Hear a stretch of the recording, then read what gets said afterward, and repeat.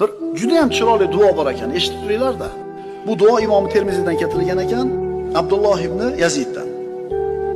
Allohumma ma razaqtani mimma uhibbu faj'alhu quwwatan li fima tuhibbu.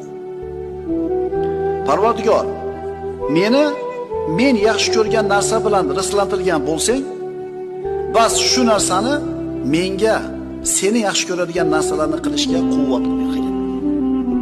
Men yaxshi ko'rgan narsalardan nimani bergan bo'lsang, o'sha narsalar seni itoatingga quvvat bo'lsin. Endi sog'likni berdimi, senga itoatga quvvat bo'lsin. Boylikni berdimi, itoatga quvvat bo'lsin.